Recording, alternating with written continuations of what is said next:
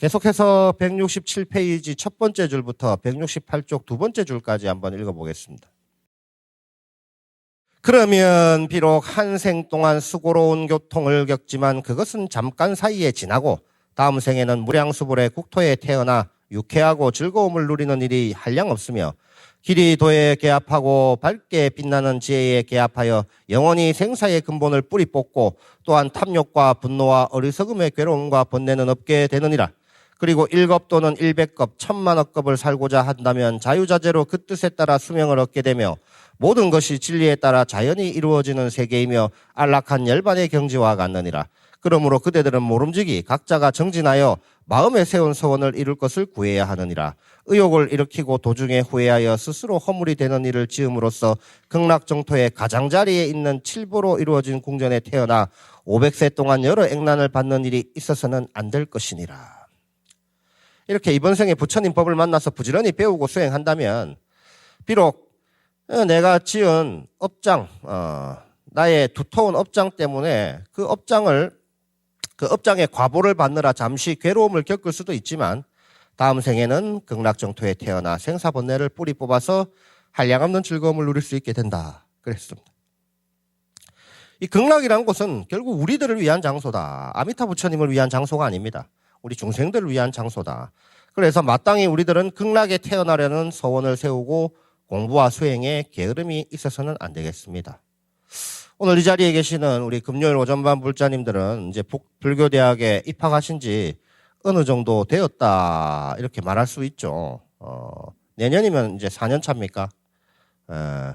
그래서 다들 뭐 따로 하시는 공부나 수행, 기도가 아마 한 가지 정도는 있지 않겠나 그런 생각을 하는데 맞습니까? 그런 거 없어요?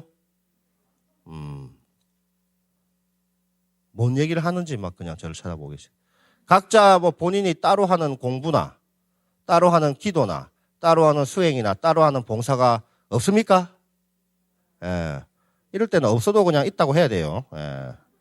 분위기 따라서 이제 대답을 하는 겁니다. 그러면 또 하나 가지게 되는 거지, 없다 하더라도.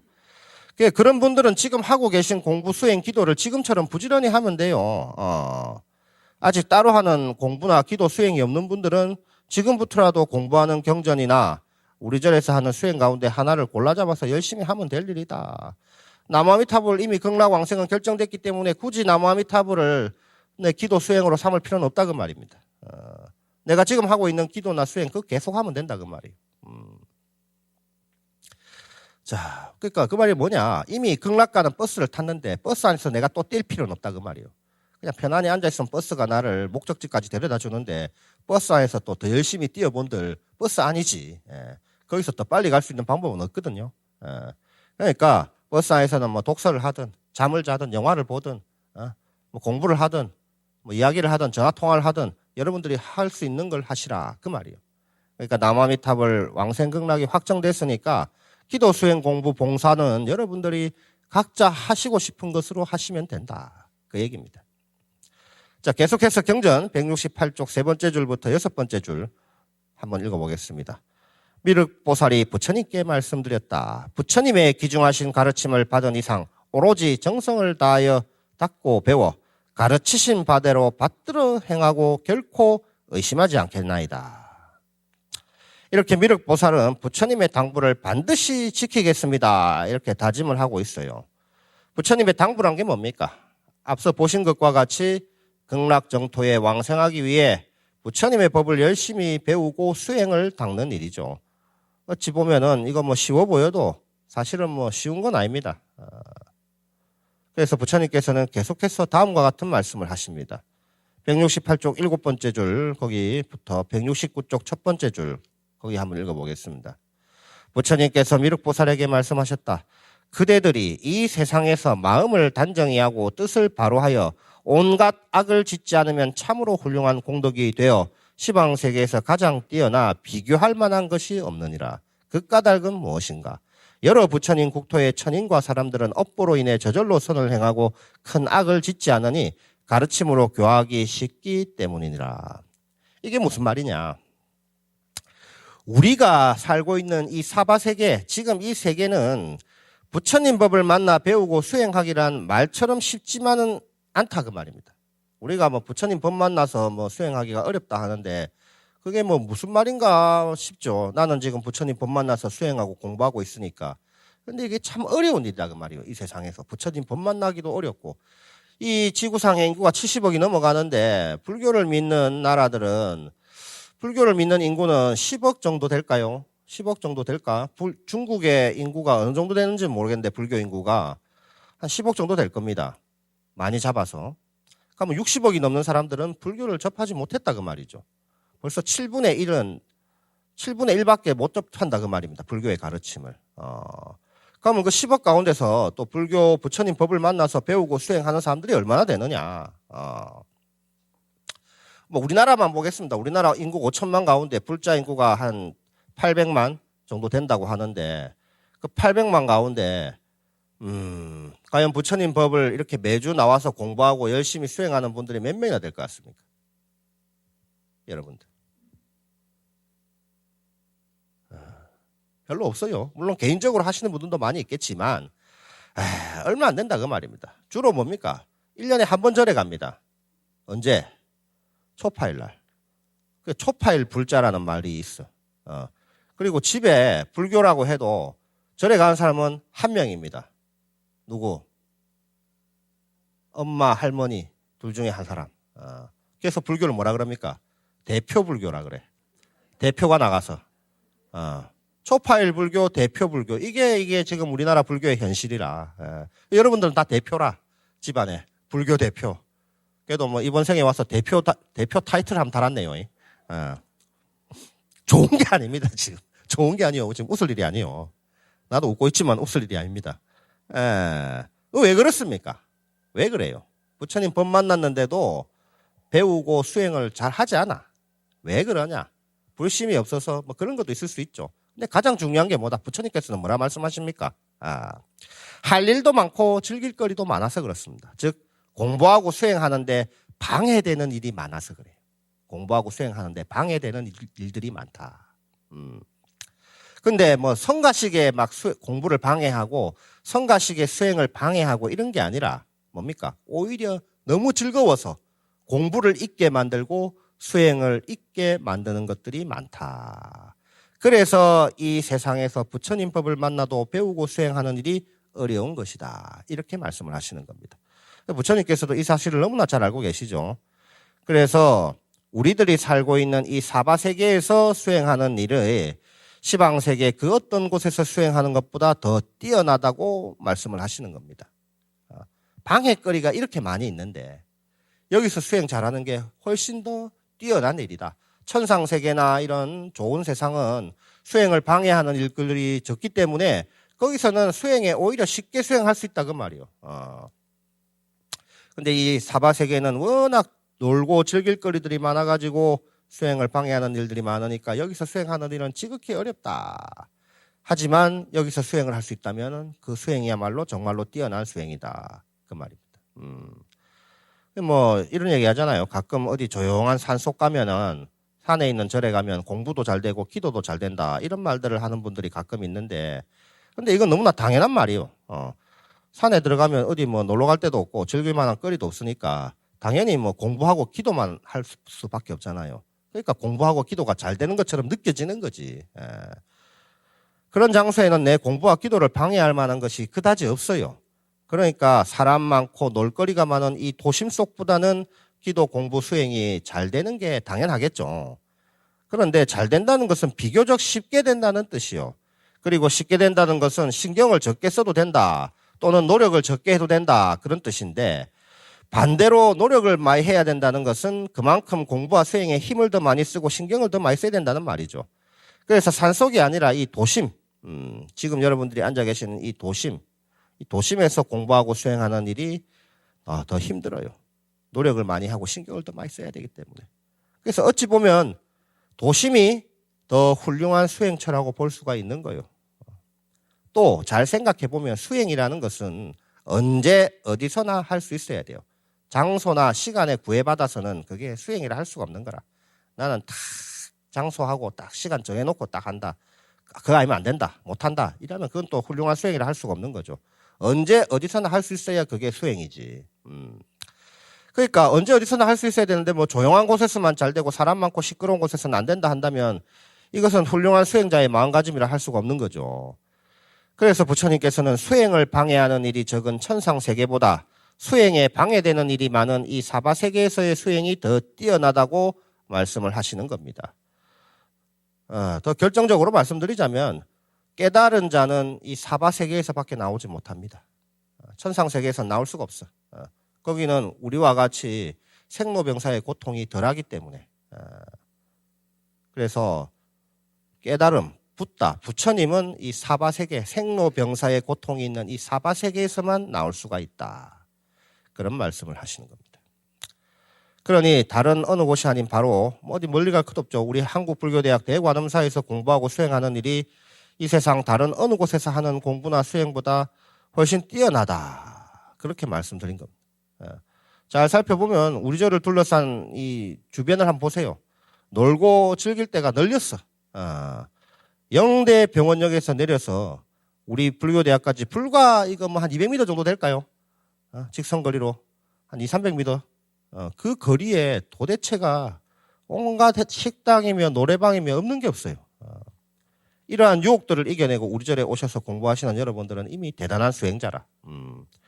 제가 지금 대구 큰절을 기준으로 말씀을 드렸는데 이미 뭐 다른 도량도 마찬가지인 겁니다. 포항도량 같은 경우는 옆에 죽도시장이 있어. 글로 쏙 들어가면은 뭐 아침부터 뭐 포항분들 뭐 물회 좋아하시니까 물회에 또 얼큰한 거 한잔 할 수도 있지. 그런 유혹을 견뎌내고 우리 포항도량에 오시는 거예요. 우리 서울도량은 제가 뭐 새로 이전하고 가보지를 않아서 잘 모르겠습니다만은 전에 있던 그 제기동은 거기도 완전 시장이거든요. 양령시장에 원래 제일 재밌는 구경이 뭡니까? 약 파는 구경이잖아요. 그런데 막 유혹에 휘둘리고 하지 않고 우리 또 불교대학에 공부하러 오시고 우리 팔공산 도량 같은 경우는 팔공산 도량이 뭐 산중에 있는 사찰 같지만 아닙니다. 와보셔서 아시겠지만은 그 차 타고 올라가다 보면은 주변에 뭐 식당이니 카페니 널리고 널렸어. 그걸로 안 빠지고 팔공도량까지 쏙 올라오신 것만 해도 대단하다. 그 말입니다. 그런 유혹들을 이겨내야 수행자죠. 수행자. 하루에도 몇 번씩 유혹들이 일어나고 그 유혹을 견뎌내면서 이겨내면서 수행을 하는 겁니다. 그게 진짜 마음 공부라. 편안한데 어디 갖다 놓고 공부시키고 이게 수행이 아닙니다. 내 발걸음 한 걸음 한 걸음마다 그런 유혹과 그런 것들을 이겨내고 시련들을 이겨내고 이 자리에 와서 앉아 있는 거 이거만한 수행이 어디 있겠냐 그 말이지. 그러니까 이미 여러분들은 다 뭐다? 대단한 수행자라. 여러분들 한 분 한 분이 대단한 수행자다 그 말입니다. 상근기 가운데 상근기라 할 수 있죠. 그래서 오늘 중간에 딴 곳에 세지 않고 이렇게 불교대학에 오신 우리 금요일 오전반 불자님들은 전부 뛰어난 최상근기 수행자라 이렇게 말할 수 있겠습니다. 물론 오늘 분명히 아침에는 집을 나설 때 절에 가야지 하고 나섰다가 지금 어디 딴 데서 헤매는 분들이 있을 수도 있어요. 왜 없겠습니까? 그런 분들은 잠깐 그 이제 유혹에 넘어간 건데 다시 마음을 잡고 늦게라도 불교대학에 오시면 됩니다. 수업 끝날 때쯤 오면 무슨 소용이겠냐면 그래도 와서 그래도 내가 오늘 공부를 못했지만 그래도 절에 가야 되겠다. 그래서 절마당 한번 밟고 돌아가는 것만 해도 큰 수행이다 그 말이에요. 그 정도는 돼야죠. 자, 계속해서 경전을 읽어보겠습니다. 169쪽 첫 번째 줄부터 7번째 줄까지 읽어보겠습니다. 지금 내가 이 세간에서 부처를 이루어 5가지 악과 5가지 통, 5가지 소의 고통 가운데서 지내는 중생들을 교하여 5가지 악을 버리게 하고 5가지 통을 제거하게 하고 5가지 소를 여의게 하며 그 뜻을 조복받고 교화시켜서 5가지 선을 지니게 하고 그에 따르는 복덕을 얻으며 세간에서 벗어나 장수하고 열반의 도를 얻게 할 것이니라. 자, 부처님께서는 이제 우리들에게 어떻게 살아야 하는가를 말씀을 하시는 겁니다. 부처님 법을 배우고 수행하는 불자는 어떻게 살아야 하는가? 그것은 어떤 일이 나쁜가? 즉 악인가를 알고 무엇이 악인가를 알고 그 악에서 오는 당장의 괴로움인 통이라는 게 악업에서 오는 당장의 괴로움이 통입니다. 그리고 그 과보로서 받게 되는 괴로움인 통과 소를 알아서 그러한 악을 피하고 선을 행해야 한다 말씀을 하시는 겁니다.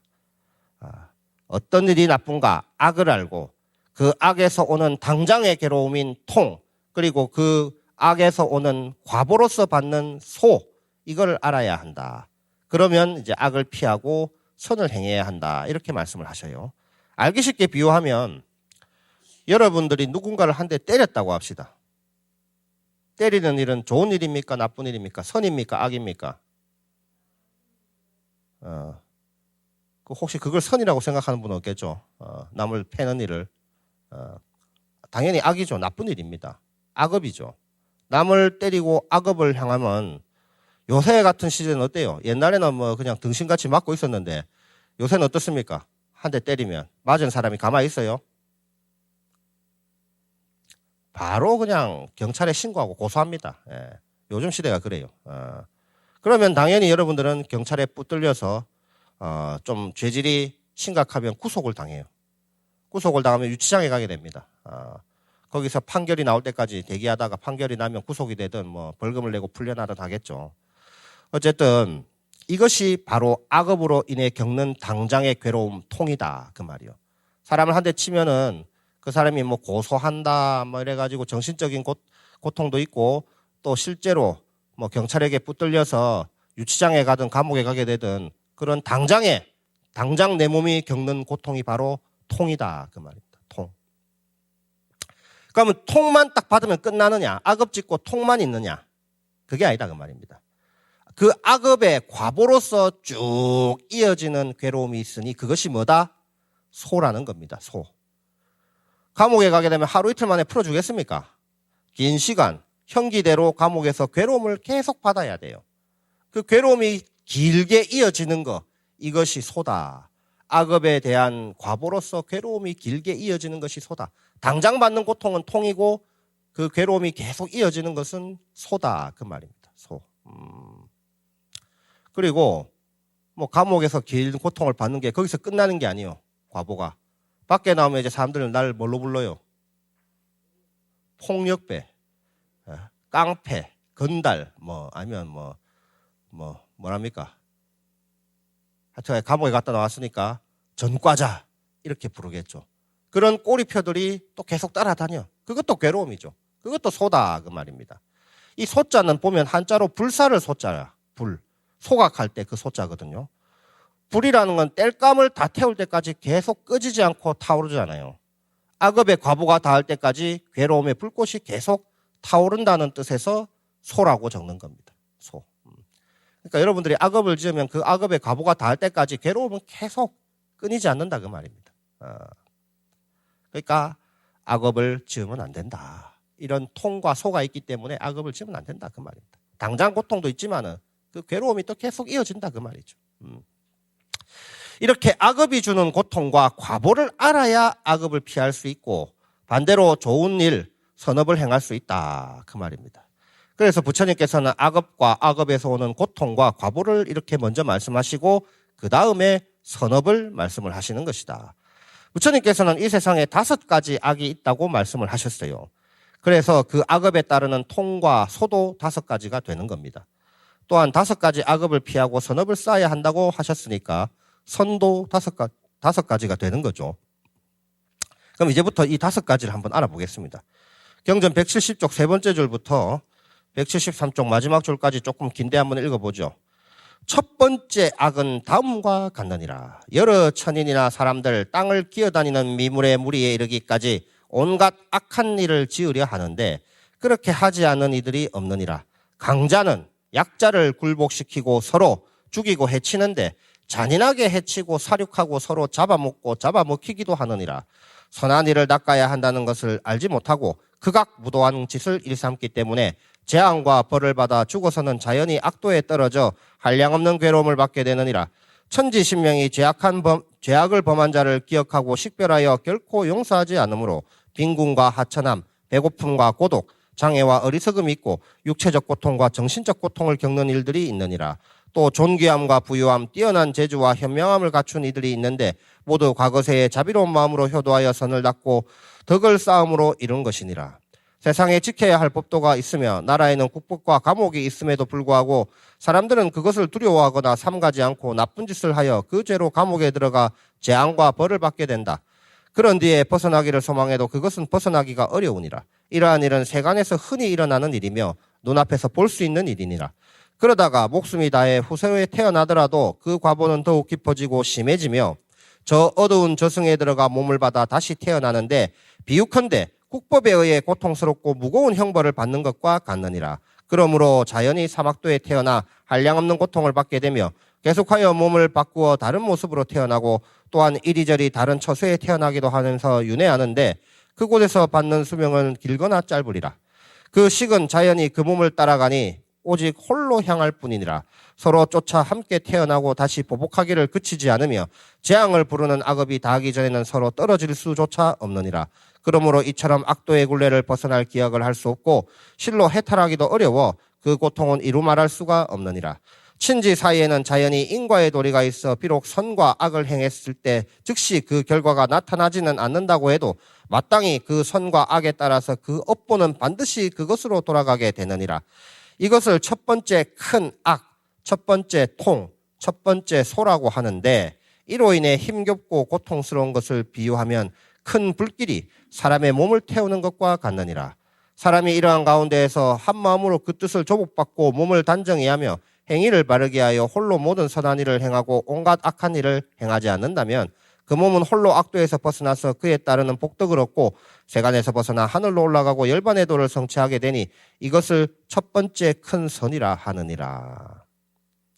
뭐 길게 적어놨는데 첫 번째 악은 살생입니다. 살생. 살아있는 생명을 죽이는 일이 첫 번째 악이다. 그 말이요.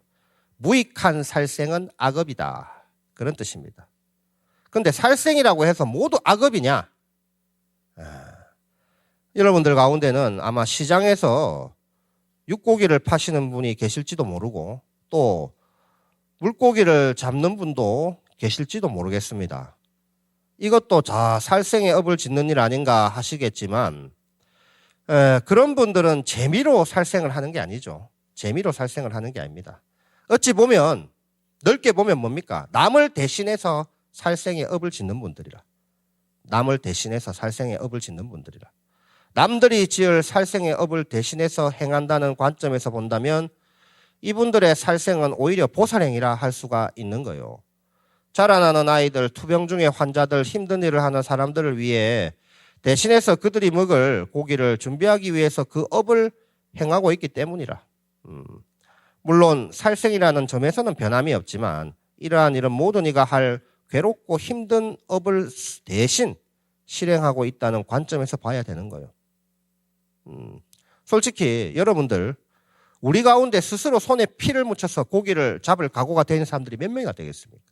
오늘 소고기 먹어야 되겠다 하면은 도끼 들고 뒷마당에 가서 소를 잡을 수 있는 분들이 몇 분이나 되겠냐 그 말이에요. 오늘 돼지고기 먹어야 되겠다 해가지고 뒷마당에 몽둥이 들고 돼지 잡으러 갈 사람이 몇 명이나 되겠어요? 할 수 있겠습니까? 그런 일들을 대신하고 있다 그 말이에요. 물론 고기 안 먹으면 되지 않습니까 하는데 그것도 너무 단순한 얘기라. 먹어야 할 사람은 또 먹어야 되는 거예요. 자라는 아이들이나 환자들이나 그죠? 힘든 일을 하는 사람들은 먹어야 자라고 병을 치료하고 힘든 일을 할 수 있는 거잖아요. 너무 단순하게 또 보면 안 된다 그 말입니다. 그래서 그런 살생의 업에 종사하시는 분들은 사실 우리를 대신해서 살생의 업을 짓는 분들이다. 그러니 고기를 먹을 때는 먼저 고기에게도 감사해야 되겠죠. 내가 너를 먹고 열심히 몸을 건강하게 힘을 내서 좋은 일 많이 하겠다. 이런 마음을 가져야 되겠지만 또 이 고기를 잡은 그분들에게도 고마운 마음을 가져야 된다. 물론 또 이러한 일들을 업으로 하는 살생의 일을 업으로 하는 분들은 역시 내가 뭐 돈 벌기 위해서 이런 일을 한다 이런 생각보다는 모두를 위해서 이 고기를 먹을 사람들을 위해서 아이들을 위해서 병자를 위해서 힘든 일을 하는 사람들을 위해서 내가 이런 일을 한다 이런 마음을 가지고 그래서 그 사람들이 건강하고 좋은 일 많이 할 수 있도록 기원하면서 고기를 잡고 팔아야 되는 거다 그 말입니다. 늘 항상 이렇게 마음에 소원을 세우고 그 기도를 열심히 하면서 자신의 생업에 종사를 해야 되겠다. 아무튼 뭐 살생 얘기하다가 길어졌는데 이유 없는 살생을 하거나 재미삼아 살생을 하는 일이 첫 번째 악이다 그 말입니다. 이유 없는 살인, 재미삼아 하는 살생. 이러한 악을 행하면 당장의 고통을 받게 되는데 그것은 경전에서 보신 것과 같이 혹 사람을 죽이게 되면 당장 이 생에 감옥에 가서 괴로움을 받게 되는 거죠. 사람 죽인 사람은 경찰들이 반드시 잡으려고 노력을 합니다. 잡혀가면 무조건 그 사람들은 이제 거의 감옥에 가서 오랫동안 감옥에서 괴로움을 겪게 되겠죠. 이것이 첫 번째 통이다. 그리고 그 살생의 악업을 지은 이는 당장의 고통뿐만 아니라 세세생생 그 죄과가 닿을 때까지 괴로움을 받게 된다. 그것이 바로 첫 번째 소가 된다. 이렇게 살생을 악으로 알고 살생의 악업에서 오는 고통과 괴로움, 즉 통과 소를 알아서 살생의 악을 행하지 않는 일이 바로 첫 번째 선이다. 그 말입니다.